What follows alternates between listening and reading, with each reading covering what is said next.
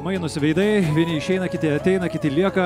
Tai noriu pristatyti Jums paskutinę prezentaciją šioje auditorijoje. Tai bus sporto teisininkas Antanas Paulauskas, jį kviečiame čia. Ir pasiklausysime pranešimo apie sporto teisę. Jis aptars naujausius pokyčius ir sprendimus Lietuvos teismų praktikoje, kurie yra svarbus tiek sporto organizacijoms, tiek sportininkams. Sveiki. Žinau, kad apie teisę nebus gal lengva kalbėti ar klausytis, tai vanduo visą laiką Jums, prašau. Tai parodo ir galbūt auditorijos kiekis, kad prasideda rimtesni klausimai, rimtesni dalykai ir galbūt tą dėmesį išlaikyti ir tam pasakiau. Bet aš pasitengsiu, kad prezentacija tikrai būtų įdomi, informatyvi ir kad tikrai išeitumėt su kažkam tai naujom žiniom. Kiek yra teisininkų? Pakelkite rankų čia. 1, 2, 3, lyg ir gerai. Ir dar yra daug teisininkų tenais, kitame vaizdo gale. Tai yra per YouTube kanalą, stebint visiems linkėjimai. O dabar Jums dėmesys. Tai laba diena dar kartą. Tikrai malonu matyti, kad ir tokia auditorija čia susirinkusi, bet auditorija, kuri matosi, kad domisi teisės klausimais, o sportas ir teisė iš tikrųjų yra tos dvi sritis, kurios koreliuoja ir iš tikrųjų pateikia labai daug įdomių niuansų. Tai pirmiausia, aišku, aš noriu padėkoti konferencijos organizatoriam už šitą konferenciją ir, aišku, galimybę stovėti ant šitos scenos. Manau, kad tokių konferencijų Lietuvoje tikrai reikia ir reikia ne tik galbūt bendro pobūdžio verslo, sporto apibendrinančių konferencijų, bet galbūt reikia ir specializuotų konferencijų. Galbūt ateityje atsiras iniciatyvų organizuoti ir sporto teisės atskirą konferenciją. Kas ten žino, ar ne? Bet galbūt pirmiausia pradėkime nuo susipažinimo su manim. Nežinau, ar daug žmonių žino, kas aš esu ir kodėl galbūt man čia yra tekusi garbė atsistoti būtent ant šitos scenos. Tai aš esu advokatas, sporto teisės srity iš tikrųjų dirbu jau beveik 15 metų, jei nedaugiau. Ilgus metus buvau Lietuvos futbolo federacijos pagrindinis teisininkas, galbūt 8, 9, tiksliai dabar nepasakysiu. Šiuo metu esu Lietuvos antidopingo agentūros drausmės komisijos pirmininko pavaduotojas ir narys, sporto arbitražo teismo narys, taip pat FA drausmės komisijos narys. Ir, aišku, kaip matote, esu didelis teniso entuziastas. Čia parašiau ir savo teniso lygį. Tai jeigu yra iš tikrųjų teniso mėgėjų, kurie norėtų mes pirštinę, tai drąsiai tą galit padaryti. Tikrai pasiorganizuosim susitikimą. Bet tiek čia galbūt apie mane bendrai, kad suvokti kontekstą. Tai galbūt perkime prie pačios temos ir pirmiausia turbūt, kas yra svarbu ir aktualu supras, ką galbūt irgi esat pastebėję iš viešų pranešimų, kad sporte ir sporto ginčuose iš tikrųjų labai dominuoja arbitražinė institucija ir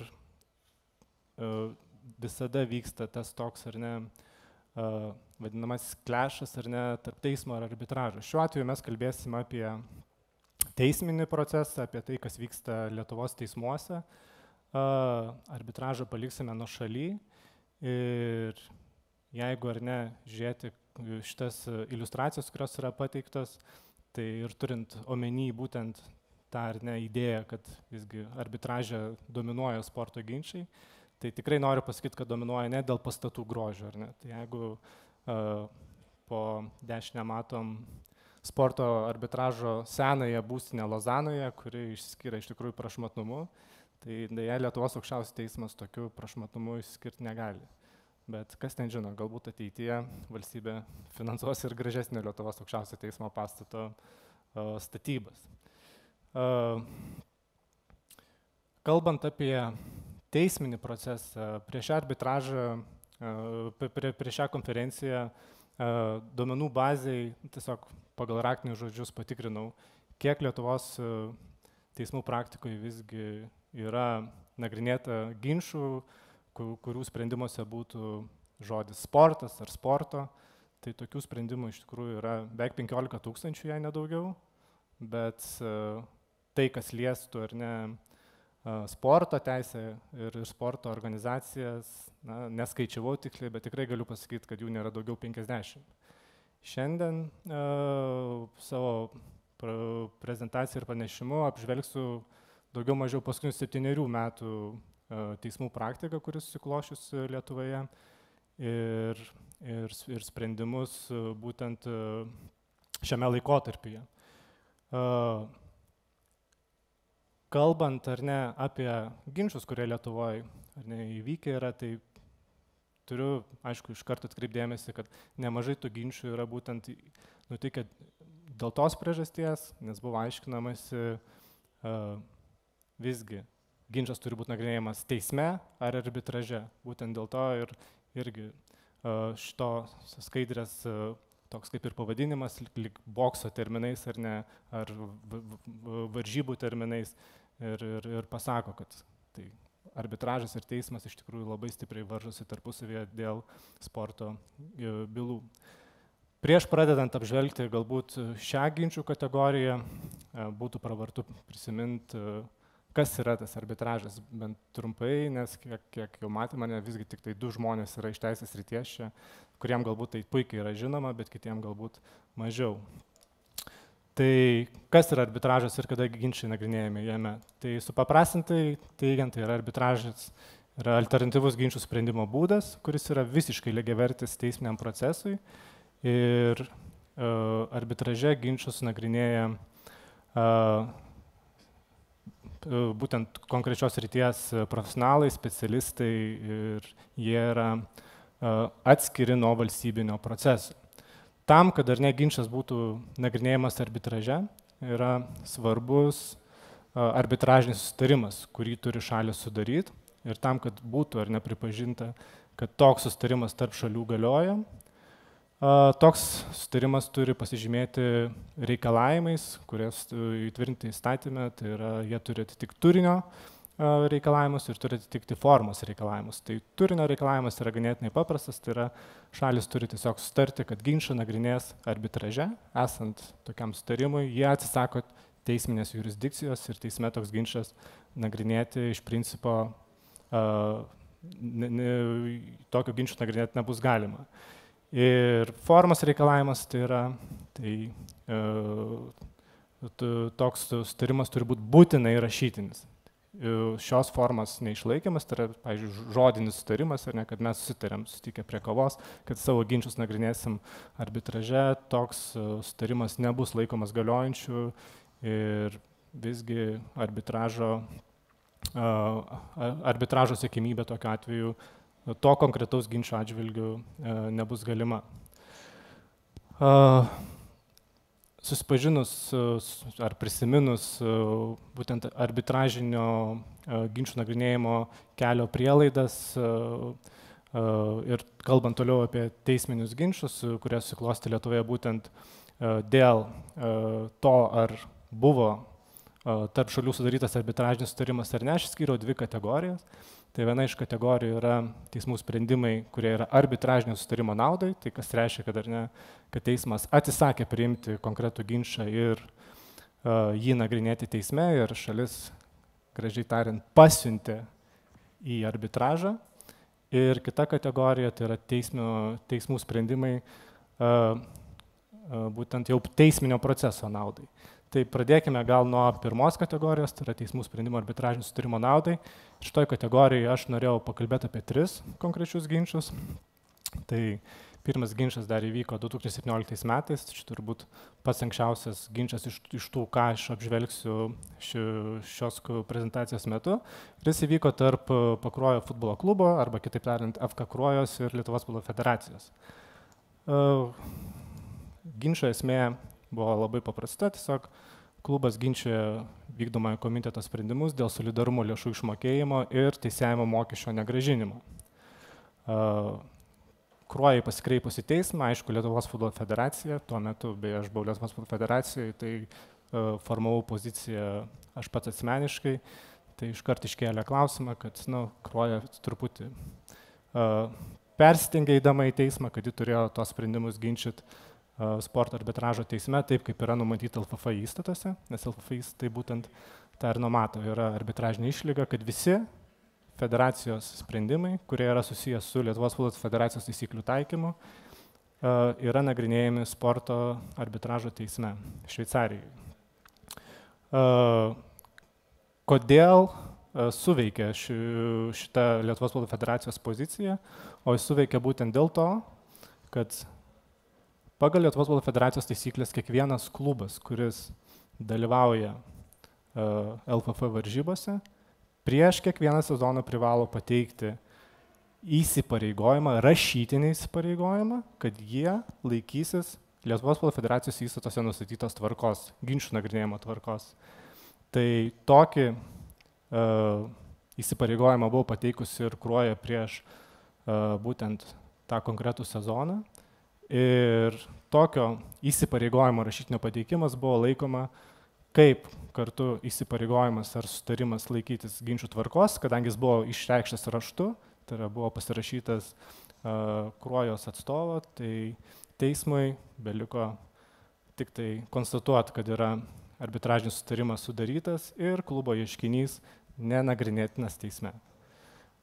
Šito ginčo istorija paskesnė buvo tokia, kad Kruoja tiesiog nebesikreipė į arbitražą, nuleido rankas ir daugiau vykdomojo komiteto konkrečių sprendimų ginčijimo atsisakė. Sekantis ginčas, tai vėlgi futbolo srity, tai vėlgi 2017 metais kilęs ginčas tarp futbolo klubo Žalgiris ir viešos įstaigos klubo Kauno Žalgiris, ar ne. Ir šitas ginčas tais metais buvo iš tikrųjų ganėtinai garsiai nuskambėjęs, būtent tarp šitų dviejų klubų, tai ginčas vyko dėl žymens Žalgiris naudojimo FK Kauno Žalgiris veikloje. Situacija vėlgi labai panaši, tai yra Kauno Žalgiris matyt jausdamas, kad tai yra gera strategija ir pozicija pasivadovauti LFF įstatais, kurie vėlgi numatė tą patį arbitražinį išlygą, apie kurią aš kalbėjau, kad visi, ne tik LFF nariai, LFF organai, bet kaip matyti ir klubai įsipareigojo laikytis tos ginčų nustatytos tvarkos ir kadangi klubai abudu buvo pateikę prieš sezoną įsipareigojimus Lietuvos futbolo federacijai šitos tvarkos laikytis, teismui pakako konstatuoti, kad tokių dviejų klubų įsipareigojimo pateikimas, nepaisant to, kad jie tarpusavį ir neturėjo jokio sudaryto sustarimo, lemia, kad ginčas dėl Žalgirio žymens naudojimo yra nagrinėtinas sporto arbitražo teisme. Aišku, čia labai svarbi aplinkybė yra ir ta, kad Lietuvos futbolo federacijos taisyklės tuo metu numatė tam tikras taisyklės dėl žymenų naudojimo ir prieš kylant šitam teisminiam ginčiui Lietuvos futbolo federacijos vykdomasis komitetas buvo leidęs Kauno Žalgiriui naudoti žymenį savo veikloje. Buvo jau tuo metu atsiradęs konkretus logotipas ir varžybų lentelėje būtent Kauno Žalgirio klubas buvo, jo pavadinimas buvo būtent su žymeniu Žalgiris. Trečiasis ginčas šitoj kategorijoje kilo tarp Lietuvos karatė federacijos ir Lietuvos tautinio olimpinio komiteto dėl tautinio olimpinio komiteto sprendimo tiesiog pašalinti karatė federaciją iš Lietuvos tautinio olimpinio komiteto narių. Tad karatė federacija nesukdamas šito sprendimu, jį skundė teismui ir Lietuvos olimpinis komitetas vėlgi vadovaudamas savo įstatais ir juose nustatyta taisyklė dėl arbitražo, paprašė teismo tiesiog ieškinio nepriimti ir palikti karatė federacijos reikalavimus nenagrinėtus. Kuo šis atvejis skiriasi nuo prieš tai dviejų aptartų? Jis skiriasi tuo, kad šiuo atveju karatė federacija nebuvo pateikusi tokio paties turinio įsipareigojimo Lietuvos tautiniam olimpiniam komitetui dėl įsipareigojimo laikytis ar ne ginčų nagrinėjimo tvarkos. Ji ką buvo pateikus prieš tapdama Olimpinio komiteto nariu tiesiog anketą, kad ji yra susipažinusi su Olimpinio komiteto įstatais. Ir teismas, matydamas tokį rašytinį įrodymą ir raštu išreikštą ar ne kažkokią tai valią, laikė, kad Karatė federacija tapdama Olimpinio komiteto nare kartu prisijėmė teises ir pareigas, kadangi buvo su įstatais susipažinusi iš anksto ir tą patvirtinusi raštu, laikė, kad tokios anketos buvimas patvirtina arbitražinio sutarimo egzistavimą, dėl ko galop Lietuvos tautinio olimpinio komiteto pozicija buvo patvirtinta ir ginčas vėlgi teisme iki galo neišnagrinėtas. Nepaisant to, kad iš tikrųjų Lietuvos karatė federacija turėjo labai rimtų argumentų ir pretenzijų Olimpiniam komitetui dėl šito sprendimo teisėtumo. Toliau, kaip ir minėjau, kadangi buvo dvi kategorijos, apie kurias norėjau pakalbėti šiuo aspektu, tai dabar apžvelgsiu du sprendimus konkrečius, kurie visgi, nepaisant irgi intensyvių ginčių tarp šalių, ar ne, buvo visgi pasibaigę arbitražinio sutarimo nenaudai, arba buvo tose ginčiuose pripažinta, kad arbitražinis sutarimas nebuvo tarp šalių sudarytas. Pirmasis ginčas, kuris irgi buvo išnagrinėtas Lietuvos aukščiausiam teisme, tai kilo tarp kartingo klubo MS Kart ir Lietuvos kartingo federacijos. Ginčas kilo dėl to, kad kartingo federacija buvo priėmus tam tikrus sprendimus dėl rezultatų anuliavimo ir sankcijų skirimo. Tas konkretus tarybos sprendimas buvo skundžiamas pagal tuo metu kartingo federacijos galiojančią tvarką, pirmiausia, Lietuvos kartingo federacijos arbitražo teismui, kuris, išnagrinėjęs ar ne pateiktą skundą, jis ne tik, kad nepanaikino, aišku, tarybos sprendimo, bet dar net ir padidino sankcijas skirtas konkrečiam kartingo klubui. Nesutikdamas su tokia, ar ne, galim sakyti, Lietuvos kartingo federacijos organų savivalė, kartingo klubas kreipėsi į teismą su ieškiniu pripažinti tiek tarybos sprendimus negaliojančiais, tiek arbitražo teismo konkretų sprendimą negaliojančiais. Kaip matyti, pirmosios ir apeliacinės instancijos teismai ieškinį atsisakė priimti, kadangi laikė, kad Lietuvos kartingo federacijos arbitražas yra arbitražinė institucija, kuri jau ginčą išnagrinėjo ir kadangi ginčas išnagrinėtas, su to pačiu ginču į teismą iš principo kreiptis nebuvo pagrindo. Kartingo klubas nepasidavė, jis skundė apeliacinės instancijos teismo sprendimą aukščiausiam teismui ir aukščiausias teismas galop pripažino, kad kartingo federacijos arbitražo teismas, nepaisant to, kad jis turi žodį savo pavadinime arbitražas, nėra joks arbitražas iš tikrųjų pagal savo esmę, kadangi jis, pirmas dalykas, netitinka arbitražui keliamų reikalavimų pagal Lietuvos Respublikos teisės aktus.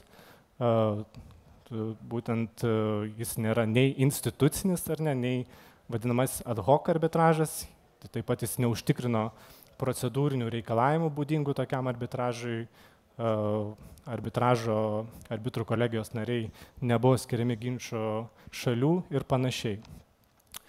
Tai kuo ši byla iš tikrųjų yra svarbi, tai yra, kad ir ką galbūt galėtų iš jos išmokti Lietuvoje galbūt veikiantis ar ne sporto organizacijos, kad nereikia bijoti žodžio arbitražas, jeigu jis kažkur ar ne egzistuoja kažkokiose taisyklėse įstatuose, nes nebūtinai tai reiškia būtent arbitražinės institucijos egzistavimą. Sekantis ginčas, kuris aukščiausio teismo nepasiekė, bet kuriame irgi buvo priimtas sprendimas teisminio proceso naudai, tai kilo jau ledo ritulio srityje tarp sporto mokyklos Baltoainiai ir Nacionalinės ledo ritulio federacijos ir su jie susijusių lygų. Ginčas kilo dėl to, kad ledo ritulio federacija kartu su lygom tiesiog nusprendė apriboti biudžetinių įstaigų galimybę dalyvauti Lietuvos vaikų ledo ritulio čempionatuose. Tiesiog atsakė juos į šitos čempionatus priimti. Ir šis ginčas iš tikrųjų labai yra panašus į Lietuvos tautinio olimpinio komiteto ir karatė federacijos ginčą, bet esminis skirtumas tarp šių dviejų konkrečių ginčų yra tas, kad sporto mokykla Baltoainiai, tapdama ledo ritulio federacijos nare, nebuvo pateikusi nei rašytinio įsipareigojimo laikytis įstato, nei anketos, kad jie ar nesusipažino su įstatais. Tai būtent tokio rašytinės valios išraiškos dokumento nebuvimas lėmė, kad teismas galop konstatavo, kad arbitražinis sutarimas tarp šalių nebuvo sudarytas ir teismas turi teisę šį ginčą išnagrinėti pilnai iš esmės. Apie šitą ginčą, tai yra kuo jis galop pasibaigė, pakalbėsime vėliau, nes aš būtent jį traukiau prie ginčų kategorijos, kur jau kalbėsim apie sprendimų iš esmės pasibaigusias situacijas. Turint omeny ar ne, kad visgi dabar 5 apžvelgiam ginčus, kurie buvo būtent susijęs su arbitražiniu sutarimu buvimu ar nebuvimu, turbūt natūraliai kyla klausimas, tai kokie visgi tie tikrieji ginčiai ar nesusijęs su sportu kyla teisme ir juose yra nagrinėjama. Kaip matom, šitas klausimas kyla ir šitam katiniukui, tai pabandysime jį atsakyti. Tai aš išskyriau 3 tokias kategorijas. Tai pirma kategorija yra sutartiniai ginčiai, tai yra, kai tarp šalių egzistuoja sutartis ir toje sutartyje yra tiesiog aiškiai parašyta, kad tarp šalių kilęs ginčas ir nebus nagrinėjamas arbitraže. Arba taip pat sutartiniai ginčiai, kai tiesiog yra netinkamai suformuluota arba būna pripažinta negaliojančia tokia arbitražinė išlyga. Kita kategorija tai yra ginčiai sporto organizacijos viduje, kaip matėm prieš tai tokių ginčių buvo ne vienas, bet šiuo atveju turiu omeny tokius ginčius, kai tiesiog sporto organizacija savo įstatuose neturi arbitražinės išlygos arba ji dėl kažkokių tai priežasčių šalių nesaisto. Ir trečia kategorija tai yra ginčiai tarp sporto subjektų ir valstybės institucijų. Tai pradėkim nuo sutartinių ginčių. Šioje kategorijoje apžvelgsiu 2 mano galva galbūt tokius vertus aptarti ginčius. Tai pirmas ginčas, jis kilo krepšinio sektoriuje, bet jis galbūt aktualus yra ir kito komandinio sporto šakoms. Tai šiuo atveju, matom, duomenys yra nuasmeninti, negaliu įvardinti, kas konkrečiai buvo ar ne konkretus asmo. Šiuo atveju ten LM yra sportininkas, o viešoji įstaiga XXX yra konkretus krepšinio klubas. Ir ginčas kilo dėl sportinės veiklos sutarties sudarytos tarp krepšinio žaidėjo ir krepšinio klubo dėl žaidėjo patirtų nuostolių, dėl sutarties pažeidimo nutraukimo. Ginčo esmė ganėtinai paprasta, tai yra šalys sudarė sportinės veiklos sutartį, tačiau jau sezono pradžioje tiesiog klubas dėl kažkokių priežasčių nusprendė, kad jam žaidėjas yra nereikalingas ir nesiėmė priemonių, kurios pagal sutartį turėjo imtis ar ne, kad tiesiog žaidėjas galėtų pradėti savo sportinę veiklą. Tai yra nesiuntė informacijos apie treniruotės, apie sveikatos patikrinimo eigą, dėl ko žaidėjas tiesiog negalėjo užtikrinti savo įsipareigojimų vykdymą ir galop, kadangi sutartyje buvo nuostata, jog jeigu žaidėjas iki tam tikro termino neatlieka sveikatos patikrinimo, sutartis neįsigalioja, klubas tokiam patikrinimui neįvykus tiesiog informavo, kad sutarties nėra.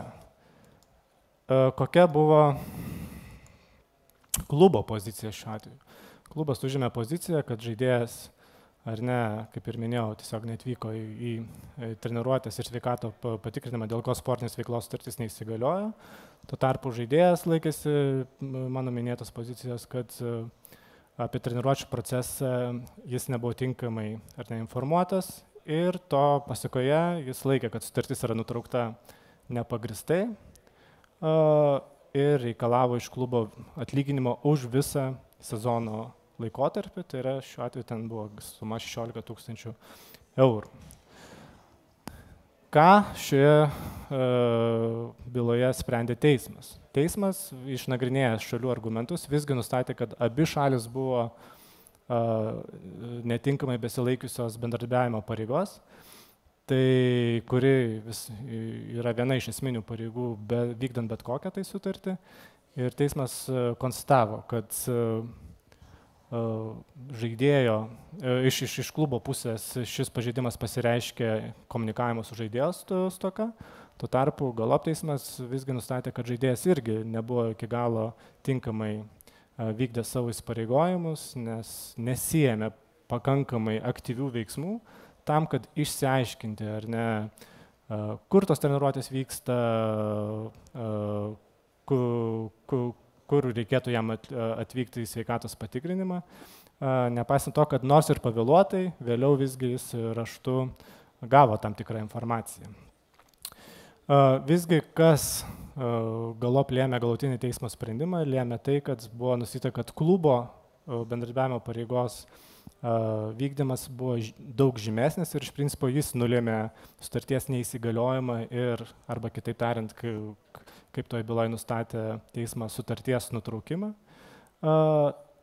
Ir esant tokiai situacijai, teismas tiesiog laikė, kad kai abi šalis yra tam tikrą prasme kaltas dėl sutarties pasibaigimo, ar abi kartu nevykdė konkrečios pareigos, kuri lėmė tokią jų teisinių santykių pabaigą, teismas turi diskrecijos teisę nuspręsti, kokia yra tinkama žala priteistina iš klubo žaidėjų. Tai šiuo atveju, kaip matom, ta žala buvo sumažinta žymiai, tai yra nuo 16 000 reikalautos sumos buvo sumažinta iki 4 000, tai yra 4 kartus. Ir žaidėjas būtent tik tai gavo tokį iš tos bylos pasitenkinimą.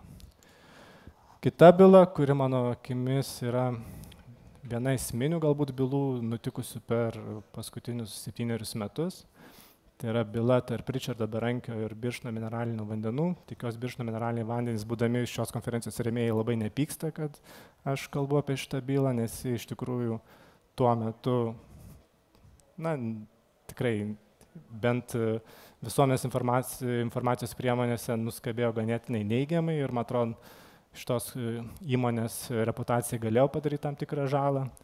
Tai ginčas kilo dėl bendradarbiavimo sutarties, kurią bendrovė buvo įsipareigojus suteikti sportininkui kaip paramą tam tikrą piniginę sumą, ar ne, o sportininkas įmonė už tai suteikė atvaizdo teises ir prisėmė tam tikrus įsipareigojimus susijusius su šitų atvaizdų teisių panaudojimu.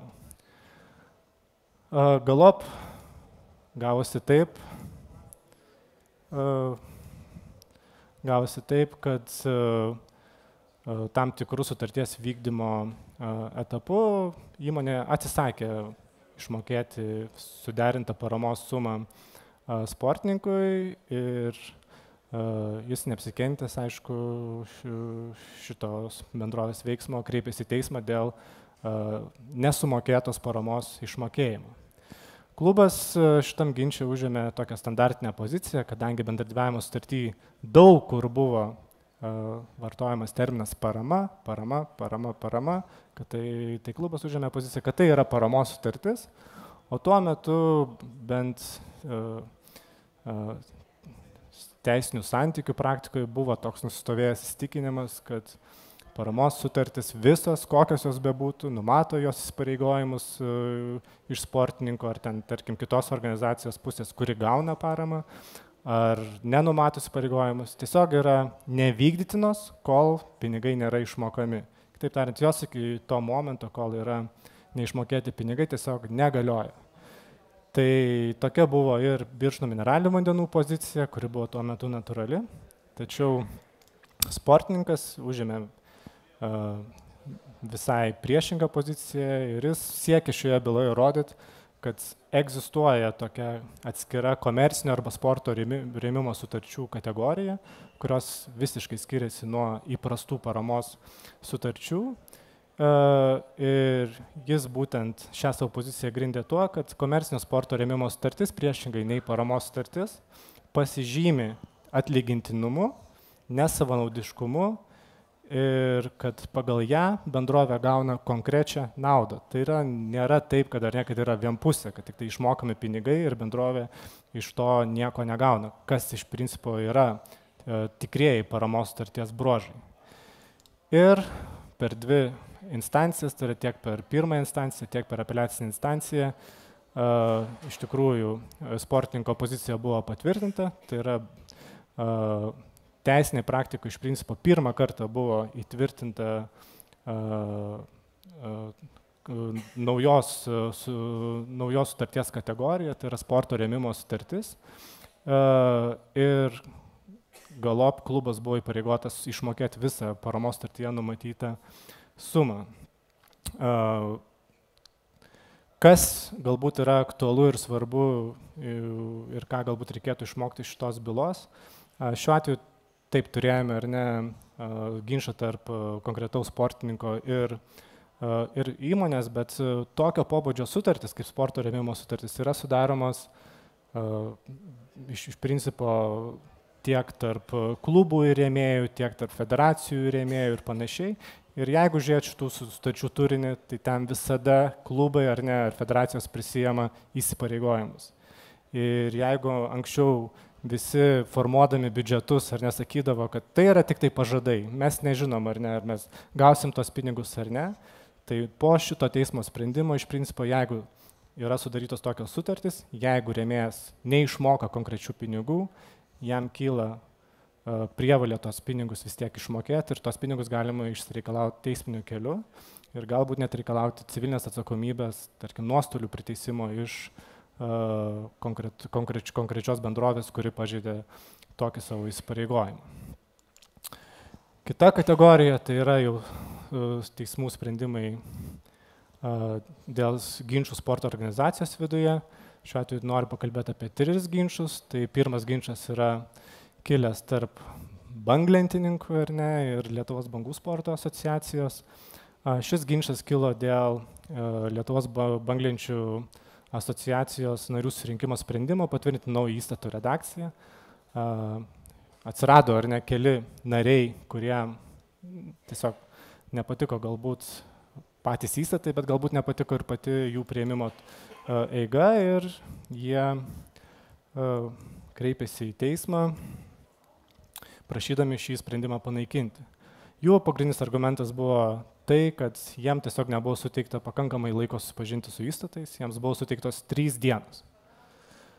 Tai teismas išnagrinėjęs ginčą nustatė, kad visgi tokio svarbaus klausimo kaip įstatai priėmimas būtina suteikti sąžiningą ir protingą terminą ir kad galėtų nariai pasiruošti tokio klausimo priėmimui.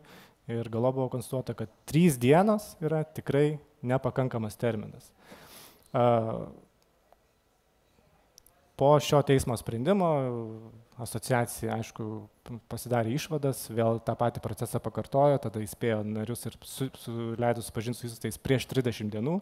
Nepaisant to, kad įstatai iš principo visiškai nepasikeitė, jie galop buvo patvirtinti, tie patys nariai vėl bandė juos ginčyti, bet jau jų ši pozicija, kad 30 dienų jau nepakanka, visgi teisme nepraėjo. Tai ši byla irgi galbūt yra tam tikra prasme aktuali, nes aš savo praktikoje esu matęs tikrai nemažai atvejų, kad įstatai ne tai, kad prieš 3 dienas yra nepateikiami, bet jie yra padedami nariam tą pačią dieną, tai yra jiems susirinkus susirinkime. Tai bet kokios, federacijos ar kitos sporto organizacijos turėtų labai gerai pagalvoti kitąsyk prieš naudodami šitą taktiką, siekdami galbūt, tvirtinti kažkokias įstatose taisyklės, kurios galbūt kažkam yra nesuprantamos, bet kažkam naudingos. Sekantis ginčas yra tas pats ginčas, kuris buvo kilęs tarp Ledo ritulio federacijos ir konkretaus klubo dėl ribojimo dalyvauti vaikų ledo ritulio čempionatuose. Tai šitas ginčas, kaip minėjau, buvo išnagrinėtas iš esmės. Ir kas buvo reikšminga nuspręsta šitam ginčą, kad bet kokie tokie šiuo atveju ledo ritulio federacijos, bet iš principo sporto federacijos sprendimai, kurie riboja kitų institucijų ar ne dalyvavimą čempionatuose, kurie yra galbūt išimtinai organizuojami tik tai konkrečios federacijos. Prieštara pirmas dalykas, aišku, konkurencijos įstatymui, tai ir yra laikytini konkurenciją ribojančiais sutarimais, bet taip pat teismas kartu pripažino, kad jie prieštara ir lygiateisiškumo ir nediskriminavimo principui, kadangi tokiu būdu biudžetinės įstaigos ar ne yra išskiriamas iš kitų įstaigų, ypatingai privačių, ir vaikai, norėdami ir nenorėdami, yra verčiami rinktis privačias įstaigas biudžetinių įstaigų nenaudai. Tai tokių kovų aš irgi savo praktikoje prieš biudžetinės įstaigas esu matęs ne vieną. Tikrai ne viena federacija bandė taikyti panašius metodus. Manau, kad po to, kai atsirado šitas teismo sprendimas 22 metais, tokių bandymų tikrai sumažės. Sekantis ginčas, tai kuris apėjo visą tiesiog teismų karuselę, pabuvo ir konstituciniam teisme, tai yra ginčas tarp krepšinio klubo Lietkabelios dalininkų ir paties krepšinio klubas. Tai ginčas kilo dėl to, kad klubas priėmė naują įstatų redakciją, kurioje numatė galimybę pašalinti dalininkus iš įstaigos ar ne. Ir tokiu būdu galop tos dalininkus iš tikrųjų ir pašalino. Tai dalininkai, ginčydami šios įstatus, kaip minėjau, dėjo didelės pastangas įrodyti, kad tokia nuostata viešosios įstaigos įstatuose iš principo negali būti, tai yra negali būti tvirtinta teisė dalininkus tiesiog pašalinti, vadovaujantis konkrečiai įstatų taisyklė. Ir teismas, šiuo atveju Lietuvos aukščiausias teismas, iš tikrųjų pripažino, kad dalininkam yra taikomas konstitucinis nuosavybės teisės apsaugos principas, kadangi dalininkai, būdami viešos įstaigos dalininkais, jie turi dalininko teises kaip turtą, ar ne, ir juos pašalinus, iš principo tas turtas iš jų yra atimamas. To nėra galbūt asociacijose, dėl to aukščiausias teismas atsisakė šitam ginče taikyti asociacijas reglamentuojantį reguliavimą ir galop konstatavo, kad tokia nuostata įstatuose yra neteisėta. Visgi, ką pasakė aukščiausias teismas, kad teisinė valstybė iš principo negali būti ir netoleruotinos tokios situacijos, kai iš viešos įstaigos daliniko negali pašalinti bet kokiais atvejais, ar ne, kad ir jau tokiais labai ekstremaliais, kai dalininkas iš tikrųjų veikia priešingai viešos įstaigos naudai. Bet kokiu atveju ši aukščiausio teismo išvada nereiškia to, kad įstatai gali numatyti tokią teisę. Tiesiog šiuo atveju, ką sako aukščiausias teismas, kad tokiu atveju reikia naudotis civiliniam kodeksai tvirtintų reguliavimu ir mutatis mutandis taikyti nuostatas dėl priverstinių akcijų dalių išpirkimo. Ir paskutinė kategorija, tai yra ginčai tarp sporto subjektų ir valstybės. Šioje srityje manau, kad yra aktualūs du ginčai, kurie jau priešingai nei bendros kompetencijos teismuose buvo išnagrinėti administraciniam teisme. Ir pirmasis ginčas kilęs tarp futbolo klubas Bekento ir valstybinės mokesčių inspekcijos. Ir ginčas kilo dėl maispinigių. Tai maispinigus, kiek man yra tekę matyti, gauna ne vienas sportininkas, bent taip būna parašyta mokėjimo paskirty. Ir tokio išmokėjimo ar ne priežastis būna paprasta, tai yra siekis sutaupyti gyventojų pajamų mokestį, kurį reikėtų mokėti klubui, jeigu visgi tai nebūtų maispinigiai. Ir iš tikrųjų teisės aktai leidžia tam tikrais atvejais tos maispinigus mokėti ir ką bandė padaryti futbolo klubas Bekentas šiuo atveju, jis bandė įrodyti valstybinei mokesčių inspekcijai, kad jie maispinigus išmokėjo už vadinamasias stovyklas, ar ne, kai būtent teisės aktai ir leidžia mokėti maispinigus už stovyklas, bet ta pozicija visgi nebuvo teisme patvirtinta, nes galo buvo išaiškinta, kad stovykla yra trumpalaikio pobūdžio ir intensyvaus pobūdžio ir yra skirta pasirengti konkrečiam renginiui, tuo tarpu šiuo atveju maistpinigiai buvo mokami viso sezono metu ir iš principo buvo konstatuota, kad jie buvo mokami už bendro pobūdžio treniravimąsi. Tai yra, prieš treniruotės gal vykdavo ar ne, ten ketvirtadieniais, penktadieniais, bet jie vykdavo viso sezono metu ir tai, kad tu turi rungtynės savaitgalį, nereiškia, kad tai yra atskiras kažkoks tai renginys, ar ne. Tai šiuo atveju tiesiog yra tavo nuolatinės veiklos ar ne tam tikras iš požymių. Ir sekantis ginčas tarp Lietuvos futbolo federacijos ir valstybinės mokesčių inspekcijos, šiuo atveju jis irgi kilo dėl sportinės veiklos sutarties pagrindų išmokėtų pinigų Lietuvos futbolo federacijos rinktinių treneriam. Mokesčių inspekcija priskaičiavo daugiatūkstantinės papildomus mokesčius Lietuvos futbolo federacijai ir siekė, kad Lietuvos futbolo federacija šios mokesčius išmokėtų. Mokesčių inspekcijos pozicija buvo paprasta, kad tiesiog ar ne treneriai iš principo gauna pajamas kaip iš darbo ar jų esmę atitinkančių santykių ir dėl to turėtų būti apmokestinami kaip darbo teisinių santykių subjektai. Federacija įnirtingai kovėsi, kol galop Lietuvos vyriausias administracinis teismas išaiškino, analizuodamas konkrečias sutarčių nuostatas, kad visgi sportinės veiklos sutartis mokestinė prasme galėtų būti prilyginta darbo ar jų esmę atitinkančių santykius reglamentuojančiai sutarčiai tik tuo atveju, jeigu iš tos sutarties akivaizdžiai būtų galima daryti išvadą, kad šalis siekia sukurti darbo teisinius santykius ir juos sukūrė. Ir pareiga būtent įrodinėjimo, kad šalis tą bandė padaryti, priskyrė mokesčių administratoriui.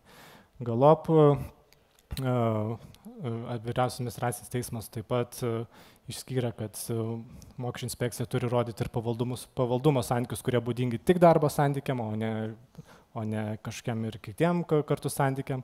Taip pat pažymėjo, kad sportinės veiklos sutartis gali turėti ir tą pačių nuostatų, kurios yra būdingos ir darbo sutarčiai, bet tai tikrai nebūtinai reiškia, kad ta sutartis yra darbo sutartis. Tai būtų tokia, nežinau, trumpa ilga apžvalgėlė ir jeigu turit klausimų, tai mielai juos atsakyčiau. Auditorija yra klausimas čia, prašau. Taip, sveiki, aš norėjau paklausti, nuo sausio 1 pagal sporto įstatymą finansavimas siejamas, tokia nuostata įrašyta, kad įstatuose nėra pribojimų spręsti ginčus Lietuvos Respublikoje. Ar teko gal vertinti, ar tai jau reiškia arbitražinių išlygų pabaigą? Tikrai arbitražinių išlygų pabaigos nereiškia. Šalis, kai buvo laisva susitarti dėl arbitražinės ginčų sistemos taikymo savo santykiam, taip ir liko. Tai šitos nuostos toks aiškinimas, kad jie ar ne galėtų riboti iš arbitražinių ginčų, tiksliau ginčų nagrinėjimą arbitraže, manau, kad yra netinkamas. Atsakė į klausimą, taip? Gerai. Tai dar kažkas turit klausimų? Nebus, kelkit ranką. Prašau. Aš norėjau paklausimą būtent apie biudžetinės įstaigas, ar ne, kad vis tiek federacijos, sakysim, kovoja su tom biudžetiniam įstaigom, neprileidžiant ar ne, tiek matėm čia būtent ledo ritulėje, tai buvo futbolė, turbūt ir kitose sporto šakose. Tai klausimas yra, ar, kaip supratau, čia šiuo atveju tik tais buvo laimėjo dėl to, kad įstatymai leidžia dalyvauti, ar ne, tarsi, kaip ir ten konkurencija, kad nestabdytų konkurencijos ir leistų dalyvauti. Ar yra kitų sąlygų, ar pakankamos sąlygos, tarkim, kaip koks licenzijavimas, ar tarkim narystės klausimas, per narystės klausimą ar licencijavimo klausimą išspręsti ir neprileisti, ar ne? Taip aš toks būsiu gal biškiai grubesnis. Tai licencijavimas, aišku, yra įprasta ar ne praktika, kuri taikoma, tai šiuo atveju nėra taip, kad ar ne negali federacija organizuodama varžybas nustatyti konkrečius kokybinius reikalavimus, ar ne, kurios turi atitikti konkretus klubas ar nesiekdamas dalyvauti varžybose. Bet šiuo atveju, ar ne, jeigu kalbėt apie tą konkretų ginčą, kurį paminėjai, tai ten ribojimas buvo būtent grindžiamas vien tik tai teisinės formos ir to, kam kas yra savininkas konkrečios įstaigos. Tai tokie kriterijai iš principo jau yra netinkami ir tokiais kriterijais remtis organizacija neturėtų. Tai jeigu jį į savo licencijavimo taisyklės galbūt įtrauktų tokius kriterijus, nepaisant to, kad tos organizacijos ir būtų susijusios su ta ar ne asociacija, tad klausimas, ar tokie kriterijai būtų teisėti. Tiek. Ačiū. Tai buvo Antanas Paulauskas, sporto teisininkas. Plojimai, ačiū Jums.